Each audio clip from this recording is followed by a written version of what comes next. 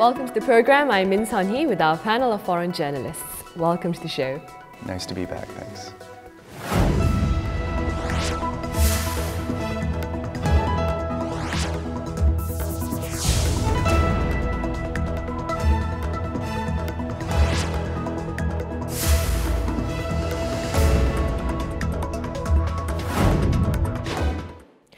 Well, October 24th is United Nations Day, a day to commemorate the anniversary of the UN Charter's entry into force and to celebrate all that the UN represents and has achieved since its establishment in 1945. Here in Korea, the day also honors the UN forces' role in the Korean War. In this edition of Foreign Correspondents, we take a look at the history of the UN and more. October 24th is United Nations Day, a day for the world's largest international organization. This day was set to commemorate the official launch of the UN more than 70 years ago. In 1945, the Allied powers who won World War II founded the United Nations with a sense of need for a strong international organization capable of substantially maintaining international peace and security. The peoples of the United Nations, determined to save succeeding generations from the scourge of war. The UN began with 51 members. Now, most of the world's existing nations have joined the UN.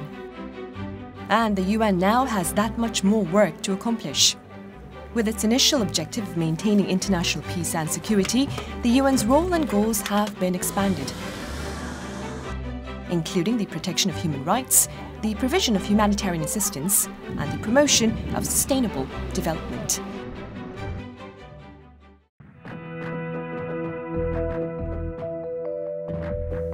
Here in Korea, October 24th is a special day. It is a legal holiday celebrating the participation of the UN military in the Korean War. On June 25th, 1950, when the Korean War broke out, the UN Security Council decided to intervene. It held peacekeeping and arbitration activities until the armistice agreement was signed in 1953. It also contributed to the reconstruction and development of Korea through humanitarian and economic support after the war. South Korea worked hard to become a full member of the UN after the establishment of the government. And in 1991, South Korea joined the United Nations at the same time as North Korea. South Korea, which once had to receive UN aid, is now recognized as a member of the United Nations with a voice. 대한민국은 분쟁의 사전 예방과 평화의 지속화를 추구하는 유엔의 목표를 적극 지지하며 The United Nations has responded to a number of issues that have risen in many countries around the world, and it has worked to maintain international order and peace. On this week's Foreign Correspondents, we discuss the UN's role and its meaning.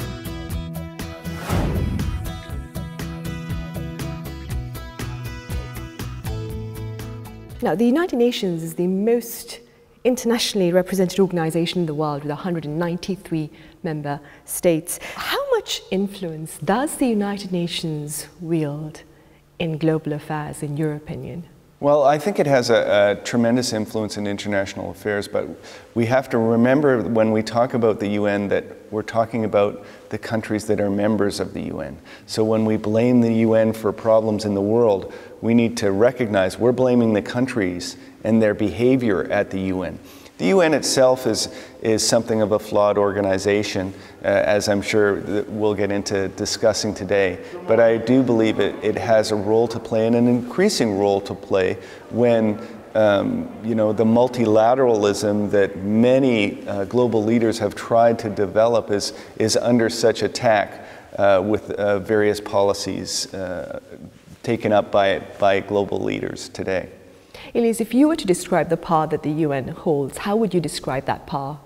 I think multilateral is a really great way to talk about it. I mean, as a body that brings together hundreds of nations, and there is power in being unified and speaking with a unified voice on some of these major issues of our day, like peace, which is really supposed to underline the UN's mission.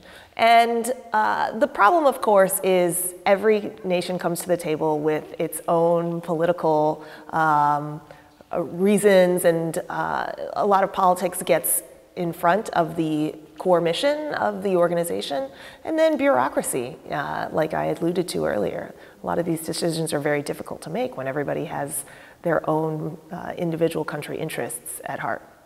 Fred, is there an international issue that you hope the United Nations would work perhaps harder to address? It's a very difficult question if I had to pick one. But I think maybe and so far the UN did quite a good job. But I think global warming is probably, I think, one of the most important issues now. And I think, I mean, it's not only the UN, it's all the countries, but what we saw with the Paris Agreement, it was a significant step. So I really hope UN continue. And I mean, I agree with what you said. UN is just different countries together, but I think UN itself, the organization itself, has some power, a little bit. I mean, they don't have obviously no military power, but they have the power to make reports. They have a normative power. They can dictate norms. They can raise some important issue. When the Secretary General mentions specifically an issue, then there is a spotlight on that. And I think UN does have, even though it's weak, does have some power, and I hope they use it more.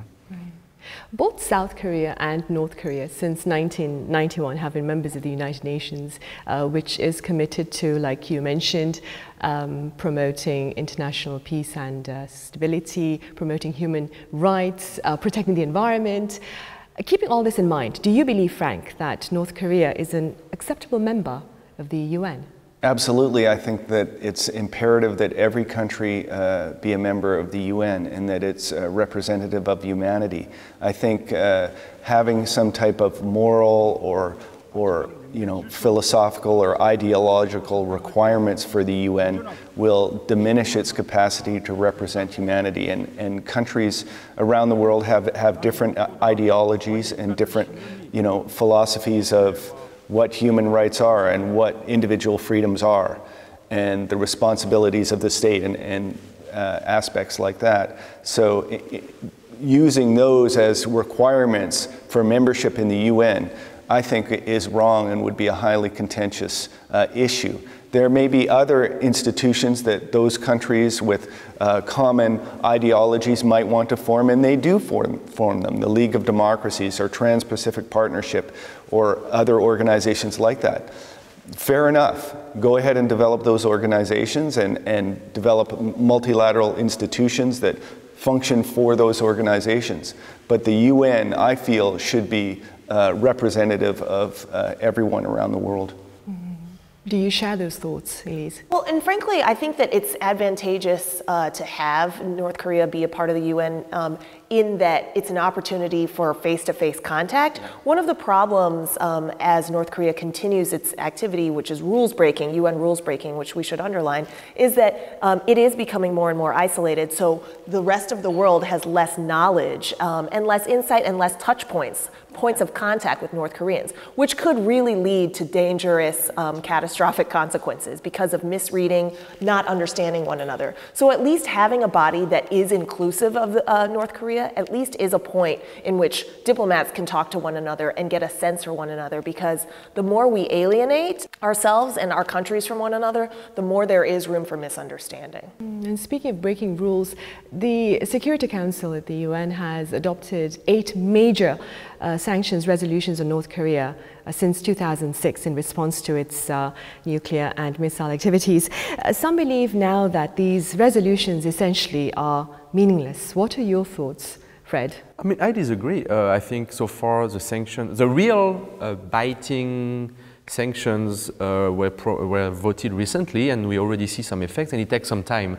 So to see the effects of economic sanctions, we have to wait. If you look at a resolution related to the human rights, I mean, what do you expect? If you expect that suddenly the Kim Jong-un regime will say, oh yeah, we will close the concentration camp and there will be freedom of press. Of course not. These resolutions are toothless, but not totally. There is still the power of shame. I mean, North Korea obviously reacted to this resolution. So some people, some NGOs think that somehow pushes the regime to improve even marginally. to try to improve the situation. But I mean, obviously, people who expect too much from this resolution are very naive at best. You cannot expect a UN resolution to solve all the problems. Right. Elise, in your opinion, what more could the UN do to rein in North Korea's provocative actions? I think at this point, speaking with a unified voice is the most important symbolic message that it can send.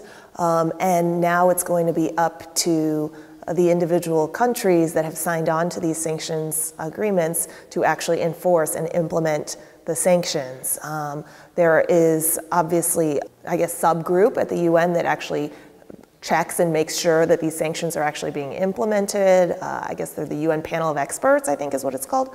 And that panel of experts comes out with reports on whether these sanctions are being effectively implemented. We will continue to see from them. That's somewhat effective just to have another check, another point of accountability. But frankly, this is now one of those vexing problems that some people have thrown up their hands and essentially said, North Korea is going to nuclearize, and there's really not much to do to stop the country. Despite the shortcomings of the UN, do you believe that this international organization, its presence is essential? Do you think it's necessary? Oh yeah, more than ever. I mean, now the problems are global, and there is more and more global problems. So the only way to solve them is international cooperation, multilateralism.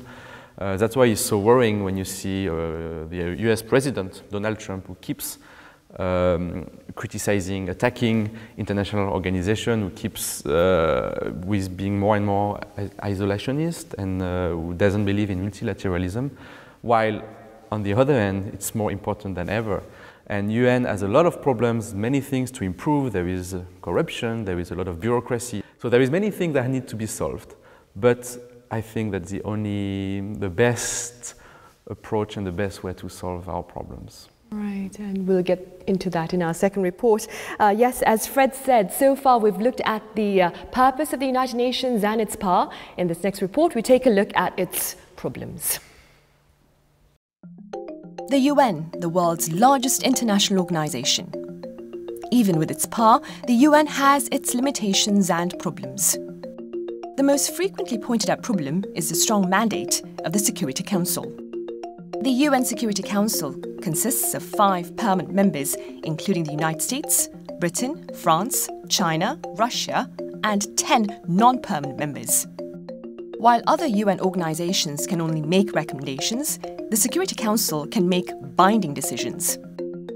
Moreover, there is a provision that if one of the permanent members chooses to veto an agenda, it cannot be passed. That means that the permanent members of the Council have much authority. Some point out that the United Nations is swayed too much by the great powers. It is argued that the size of the contribution to the United Nations, which is financed by the contribution of each country, may lead to influence within the United Nations. In recent years, some countries are showing signs of seeking to shake the authority of the United Nations. The country mentioned the most in regards to this issue is the United States. In December 2016, the then President-elect Donald Trump left a comment on his SNS calling the UN a social hub. At the same time, he withdrew from the Paris Climate Change Convention, which was adopted at the United Nations Climate Change Conference in June of last year. In September, he voiced strong criticism against the bureaucracy of the United Nations. And on October 13th, less than a month later, the United States started another controversy, along with Israel, by declaring its withdrawal from UNESCO, an affiliate organization of the UN. Meanwhile, Japan, for its part, has also refused to heed UN recommendations. The Special Rapporteur of the UN Human Rights Council objected to the Japanese government's countermeasures to terrorism, but Japan chose to ignore this. 公開書簡の形で一方的に排出したんです。同書簡の内容は明らかに不適切なものでありますので、強く抗議を。Keeping in mind changing times, now seems like a good time to consider the purpose and influence of the United Nations. Frank, one of the key objectives of the United Nations is to ensure peace and security worldwide. To what extent is the UN effectively dedicated to this task? Well, I think, you know, that's probably the most challenging part of the United Nations. Countries look upon their own security interests as primary. They're more likely to work cooperatively on other issues like perhaps the environment or trade. But when it comes to national security, they're going to preference their own national interest. At the same time, that's the sphere that really requires perhaps the most cooperation in order to solve issues. And I feel the United Nations does have a role, but, you know, again, looking at the Security Council, which is most involved in those types of issues, there are flaws, and countries tend to sort of act out in their own national interests. Moving beyond that, countries have to, you know, through the United Nations, they have to sacrifice. They have to sacrifice a bit of their own national interests for the better good. And right now, it's difficult to see that at the United Nations. There are a lot of calls for reform, especially of the Security Council, and perhaps through some type of reform there, we'll see the United Nations be more effective. But if you look at some of the peacekeeping operations that have taken place, it has been quite successful in comparison to unilateral interventions in generating greater peace in those regions. So I do feel that the United Nations has a role and does generate some success in providing greater peace and security around the world. I mean, I don't think we can expect any states to give up on their national interest, even slightly. I think what UN provides is a forum to gather, to discuss, to communicate, and then through this process, then you realize that maybe your national interest is to cooperate. But I think that's why UN is so important, because it's a forum to discuss. But I don't think you can expect any country to become less selfish. Okay, perhaps I could rephrase that and say short-term national interest. Yeah. Right, and argue that by sacrificing perhaps some short-term, short-sighted national interest like America first, over the long term, it'll end up benefiting your national interest. Is there any other challenge that's keeping the UN from achieving its founding mandate then, aside from short-term national interests? Bureaucracy. I mean, one of the biggest criticisms of the UN is administrative bureaucracy, the layers and layers and layers of red tape to get anything done, and also accountability. So where does this money go, especially when it comes to developing nations? So I am of two minds, because on one hand, I think the areas where the UN most fulfills its mission are with developing countries, or after disasters, like Haiti, when it stepped in, like parts of Central Africa, Mali, where it has to step in and actually essentially be the administration of a government temporarily. That's where the UN can be very effective in the short term. But at the same time, that's also where there's corruption, there's a lot of money lost, there's a lack of accountability. And so this is just, in some ways, a management problem that the UN needs to address more than anything else. Which is why some are calling for the establishment of a new entity, one in accordance with the change in global political landscape. What are your thoughts on this, Frank? I think we have our entity. I feel that maybe it was born a little bit early. This is the second one. We had the League of Nations early in the 20th century. But just abolishing it now, when it's such a big, and as you know, mentioned here, it is effective in a number of ways. You know, it is in need of reform, for sure, but to scrap the whole thing would be an incredible undertaking, and you're just going to recreate the same type of organization again anyway. So I think reformation of the UN is in order, but the organization needs to stick around. Now, like Frank, some have also taken issue with the 15-member Security Council. Some are calling it the most anachronistic part of the UN. What are your thoughts? Yes, Fred. I mean, I think it's a very good question, and I think it's not anachronistic. I mean, the UN has to reflect the balance of power in the world, and we live in a world where some countries like the US or China have more power than like New Guinea or than Laos, and I love Laos, but they have very little power. So you need a structure that reflects that, otherwise it doesn't work. And Frank, you mentioned the League of Nations. I mean, one of my professors of international organization told us that he was explaining that the League of Nations didn't work because they didn't try to reflect that. So yes, there is a Security Council that has with countries that have more power than others, and yes, it's frustrating, but that's actually the way our world works, and we have to work with that.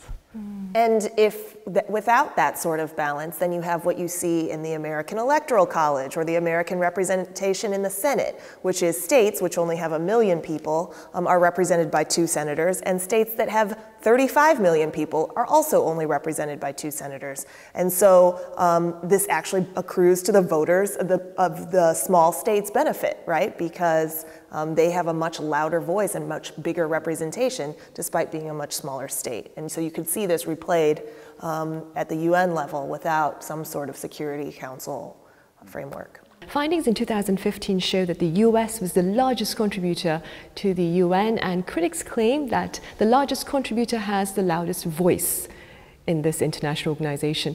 What are your thoughts on that, Frank? Well, I think we need to, go back to what Fred said. Admittedly, we still live in a realist world, and the Security Council and the United Nations, arguably should reflect the power that's vested in the countries around the world, and not some hope of equal representation despite the disparity in power.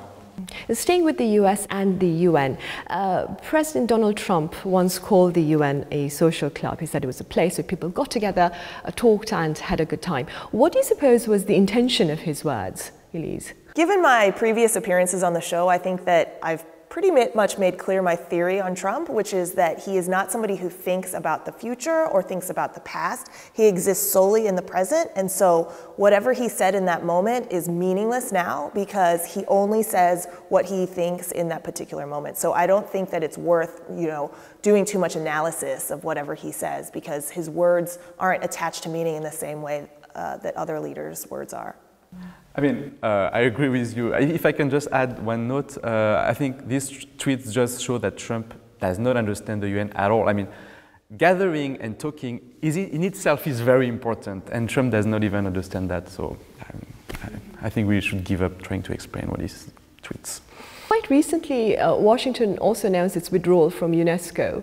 What are your thoughts, Frank, on this latest exit from an international institution by the Trump administration? Well, I think, if you look at Donald Trump and his America First policy, organizations that operate on a more multilateral level and especially challenge the policies of Israel a little bit are going to run against the grain in the Trump administration, and he'll be targeting those organizations. Certainly UNESCO has suffered because of that, and that's happened with previous American presidents as well that have withdrawn from the UNESCO organization.